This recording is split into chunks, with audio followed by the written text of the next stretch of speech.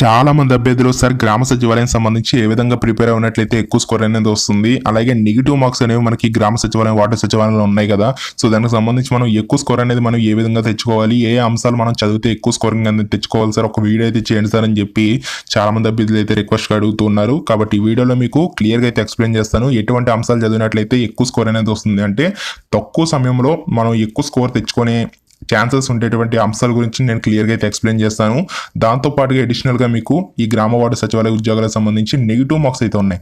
మీరు negative marks సంబంధించి దాన్ని పాజిటివ్గా ఏ విధంగా మీరు మార్చుకోవాలి, ఎక్కువ స్కోర్ అనేది తెచ్చుకోవాలి, నేను క్లియర్గా అయితే ఎక్స్ప్లెయిన్ చేస్తాను. కొంచెం స్మార్ట్ వర్క్ చేసినట్లయితే మీకు మంచి స్కోరింగ్ అనేది వస్తుంది.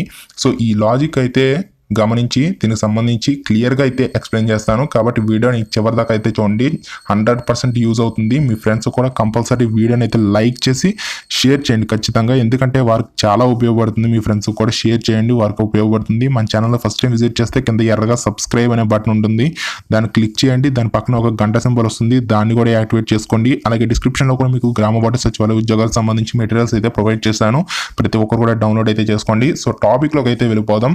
సో మనం చూసుకున్నట్లయితే గ్రామ వార్డు సచివాలయ ఉద్యోగాలకు సంబంధించి 150 ప్రశ్నలకి 150 మార్కులకు సంబంధించి ఎగ్జామ్ అయితే కండక్ట్ చేస్తారు. అయితే ఈచ్ క్వశ్చన్ క్యారీస్ మనకి ఒక మార్క్ అనమాట, అంటే ఒక క్వశ్చన్ వచ్చేసరికి ఒక మార్క్ అనమాట.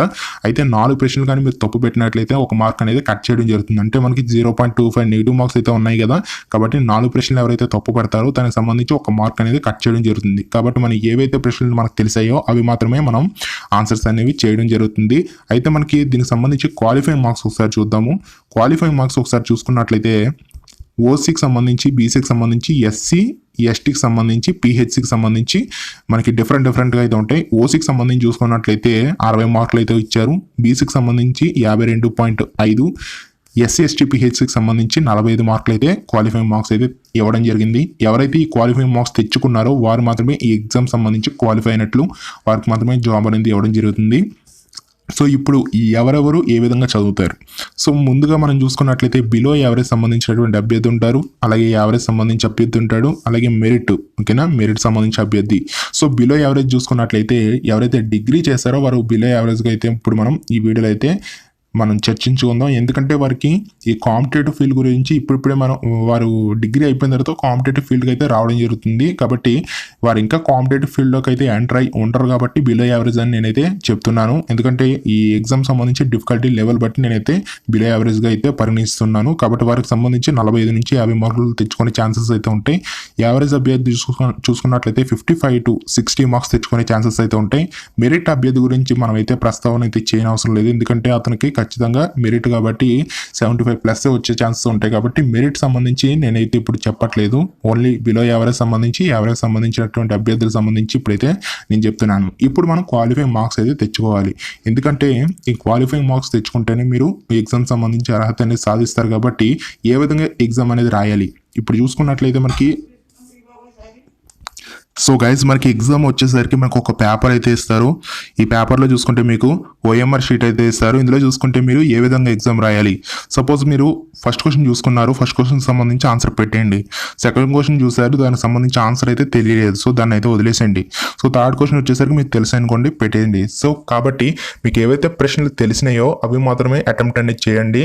ఫైనల్గా మీకు ఏవైతే తెలియనటువంటి ప్రశ్నలు ఉన్నాయో వాటి జోలికి అయితే వెళ్ళకండి. కొన్ని ప్రశ్నలు చూసుకున్నట్లయితే మనకి 50-50 తెలిసే ఛాన్సెస్ అయితే ఉంటాయి. సపోజ్ ఒక క్వశ్చన్ సంబంధించి చూసుకున్నట్లయితే మనకి ఆప్షన్స్ అయితే ఈ విధంగా ABCD ఈ విధంగా అయితే ఉంటాయి. సో ఇందులో మనకి ఒక టూ ఆప్షన్స్ అయితే కన్ఫర్మ్గా కాదు అనిపిస్తుంది, ఓకేనా, BC కాదు అనిపిస్తుంది. కాబట్టి మనకి ఛాన్సెస్ వచ్చేసరికి 50-50 ఛాన్సెస్ ఉంది. A వచ్చేసరికి 50 ఛాన్స్, B వచ్చేసరికి 50% ఛాన్సెస్ అయితే ఉంటాయి. కాబట్టి ఇటువంటి ప్రశ్నలు చూసుకున్నట్లయితే ఇటువంటి ప్రశ్నలు అయితే మనం పెట్టచ్చు. ఎన్ని పెట్టచ్చు దానికి సంబంధించి చూసుకున్నట్లయితే ఒక 40 బిట్స్కి సంబంధించి మనం పెట్టినట్లయితే 50-50 ఛాన్సెస్ ఉన్నాయి. కాబట్టి మనకి 20 మార్క్స్ అనేవి వచ్చే ఛాన్సెస్ అయితే ఉంటాయి, ఓకేనా.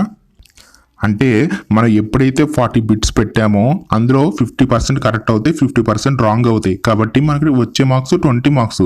అయితే మనకి మిగతా 20 మార్క్స్ రాంగ్ కాబట్టి ఏవైతే ఈ 40 బిట్స్లో మన 20 మార్క్స్ వచ్చినాయి, అంటే 20 బిట్స్ అయితే కరెక్ట్ వచ్చినాయి కాబట్టి 20 మార్క్స్ అనేవి రావడం జరిగింది.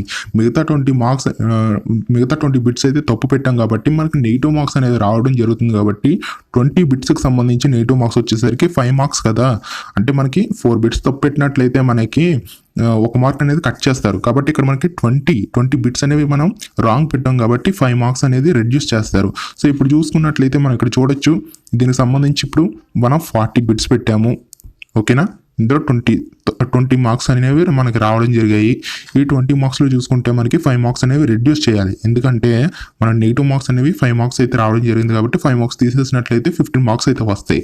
సో ఇప్పుడు మనం ఏమనుకున్నాం, యావరేజ్ అభ్యర్థి బిలో యావరేజ్ అభ్యర్థికి సంబంధించి 45 మార్క్స్ అనుకున్నాం. ఈ 45కి సంబంధించి 15 మార్క్స్ అయితే యాడ్ చేసుకోండి, అప్పుడు 60 మార్క్స్ అనేది వచ్చి ఇతనైతే క్వాలిఫై అవుతాడు. ఈ విధంగా ఎగ్జామ్స్ అనేవి రాయాలి, ఓకేనా. అదే యావరేజ్ అభ్యర్థికి సంబంధించి చూసుకుంటే 55 మార్క్స్, దీనికి సంబంధించి మళ్ళీ 15 మార్క్స్ అనేది యాడ్ చేసుకోవచ్చు. అప్పుడు మనం చూసుకున్నట్లయితే 70 మార్క్స్ అనేవి రావడం జరుగుతుంది. ఈ విధంగా మనం ఎగ్జామ్ అనేది రాసినట్లయితే ఎక్కువ స్కోర్ అనేది వస్తుంది. అంతేకాని మీరు నెగిటివ్ మార్క్స్ ఉన్నాయి కదా అని చెప్పేసి మీరు నెగిటివ్కి సంబంధించినటువంటి నెగిటివ్ మార్క్స్ ఉన్నాయి కదా అని చెప్పి మీకు రానటువంటి ప్రశ్నలు అన్నీ కూడా వదిలేకండి, అలాగని అన్నీ కూడా పెట్టేసేకండి. మీకు 50-50 ఛాన్సెస్ ఏవైతే ఉంటాయో వాటికి సంబంధించి ప్రశ్న పెట్టినట్లయితే మంచి స్కోరింగ్ అనేది రావడం జరుగుతుంది. ఈ విధంగా ఎగ్జామ్ రాస్తే మీరే టాప్లో ఉంటారు. మిగతా అభ్యర్థులు ఎవరికి కూడా ఇటువంటి ట్రిక్స్ అయితే తెలియదు. ఇటువంటి ట్రిక్స్ ప్లే చేసినటువంటి అభ్యర్థులే టాప్లో అయితే నిలుస్తాడు. ఈ విషయాన్ని గుర్తుపెట్టుకొని ప్రతి ఒక్కరికి ఈ వీడియో షేర్ చేయండి. సో గైస్, ఇప్పుడు మనకి కేటగిరీ 1, కేటగిరీ 2, కేటగిరీ 3కి సంబంధించినటువంటి ఏ అంశాలపైన ఎక్కువ మార్క్స్ అనేవి రావడం జరుగుతుంది ఇప్పుడు క్లియర్గా అయితే ఎక్స్ప్లెయిన్ చేస్తాను.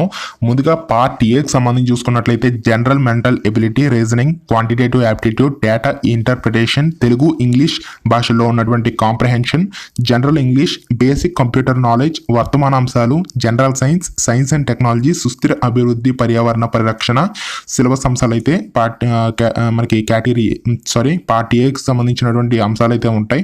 పార్ట్ బిలో చూసుకున్నట్లయితే భారతదేశ ఆంధ్రప్రదేశ్ చరిత్ర, సంస్కృతి, భారత రాజ్యాంగం, గవర్నెన్స్, భారతదేశ ఆంధ్రప్రదేశ్ ఆర్థిక వ్యవస్థ, సమాజం, సాంఘిక న్యాయం, హక్కులు, భారతదేశ ఆంధ్రప్రదేశ్ భౌగోళిక అంశాలు, ఆంధ్రప్రదేశ్ విభజన సమస్యలు, ఆంధ్రప్రదేశ్ ప్రభుత్వ కీలక అభివృద్ధి సంక్షేమ పథకాలకు సంబంధించి అంశాలు, అలాగే మహిళా సాధికారత, ఆర్థిక అభివృద్ధి, స్వయం సహాయక బృందాలకు సంబంధించి మనకి పార్ట్ బికి సంబంధించి సిలబస్ అయితే ఉంటుంది. దీనికి సంబంధించి మనం చూసుకున్నట్లయితే సో గైజ్ మనకి పార్ట్ ఏకి సంబంధించి చూసుకున్నట్లయితే 75 ప్రశ్నలు 75 మార్కులు అయితే ఉంటాయి. ఈ 75 ప్రశ్నల్లో చూసుకుంటే మీకు గరిష్టంగా 18 ప్రశ్నలు వచ్చేసరికి మానసిక సామర్థ్యాలు రీజనింగ్ విభాగం నుంచి అడుగుతారు, ఓకేనా. మానసిక సామర్థ్యాలు రీజనింగ్ ఎవరైతే బాగా చేస్తారో వారికి సంబంధించి 18 మార్కులు అనేవి డ్యామ్ షూర్గా అయితే రావడం జరుగుతాయి. కాబట్టి ఇటువంటి ప్రశ్నలు అయితే మీరు అధిక మోతాదులో అయితే ఇటువంటి టాపిక్స్ అయితే చదవండి, మంచి మార్క్స్ అయితే రావడం జరుగుతుంది. అలాగే అంకగణిత అంశాలపై నుంచి మీకు 4 ప్రశ్నలు అయితే అడుగుతారు, అంకగణిత అంశాలు, ఓకేనా. అంకగణిత అంశాలు కూడా మీకు మంచిగా అడుగుతారు, 4 ప్రశ్నలు అయితే రావడం జరుగుతాయి.